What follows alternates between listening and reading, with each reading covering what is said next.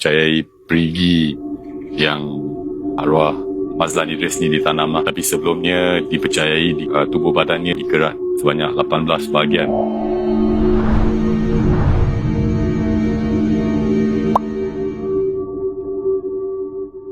Hai, salam sejahtera semua. Sekarang kita berada dengan Ipan daripada Uludong. Ipan boleh kenalkan tempat ni. Nama kampung apa Ini nama Uludong Rauk Pahang. So Ipan, ini kita sekarang dekat Uludong kan? Ya. Yeah. Sini ada satu sejarah hitam. Misteri hitam lah di kawasan ini. Okay, so khususnya kita datang hari ini nak jelajah sikit tempat peristiwa masa kes Mona Fendi. Ya. Yeah. So rumah tu ada kat dalam ke? Di dalam, di kawasan dalam ni. Okay.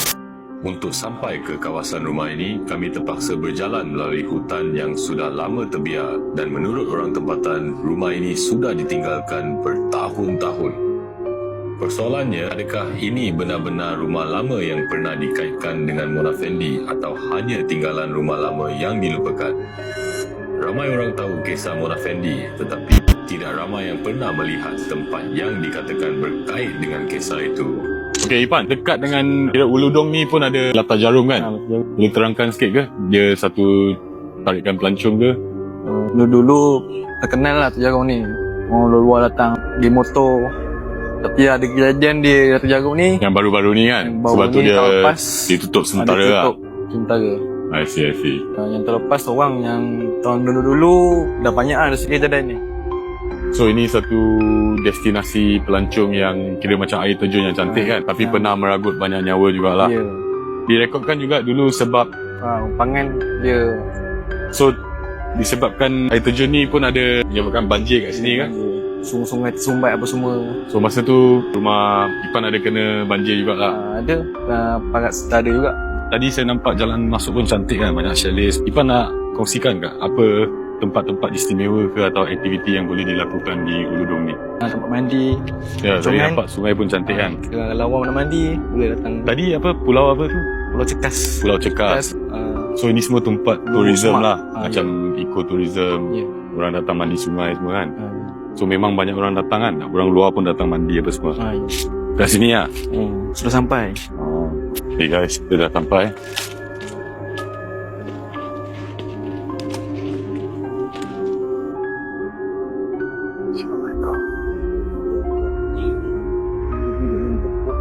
So ini tempat dia. Dah lama terbiar macam ni lah. Dah lama. 10 tahun. Lebih 20 tahun lah. Sejak kes tu, rumah ni terbiar itu. Tak ada macam waris keluarga datang claim ke apa ke. So difahamkan ini tempat lah yang banyak upacara yang berlaku dan tempat orang-orang ditanam kan. Dalam hutan ni masih ada sisa struktur lama yang ramai orang tak tahu kewujudannya. Ada yang kata tempat ni pernah menjadi lokasi ritual, ada juga yang kata cuma cerita orang lama. Tapi bila kita sendiri masuk dan tengok keadaan dia sekarang, memang rasa lain.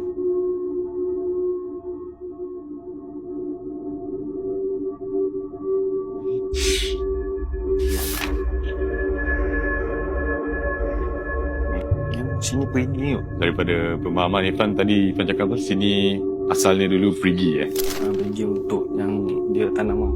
Oh. And then sana lah? Sana bilik mandi dia. Dia rumah tamu. Orang tamu. Yep. Macam panas juga.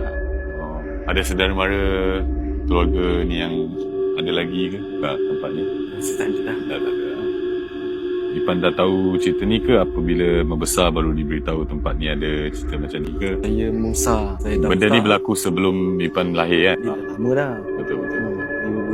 So bila Ipan boleh ingat tak bila kali pertama yang Ipan didedahkan bahawa ada sejarah seperti ni yang berlaku dekat kampung berdekatan dengan tempat tinggal Ipan ni? Agak-agak masa tu Ipan umur berapa? Anggaran? 14, 15 ni. Dan adakah macam orang kampung sampai sekarang sering cerita tentang ni lagi ke?